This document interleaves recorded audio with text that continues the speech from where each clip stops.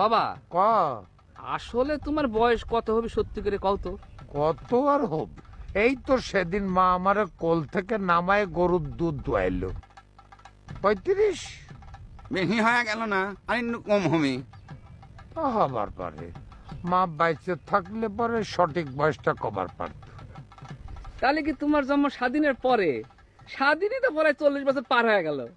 কোষ কি, এই সেদিনটা মিলিটারির ভয়ে তোরা কান্দ করে পালালাম, এরই মধ্যে 40 বছর পার হয়ে গেল। তাহলে তো হিসেব মতো আমার বয়সই 40 পার হয়ে গেছে বাবা। হইবার পারে।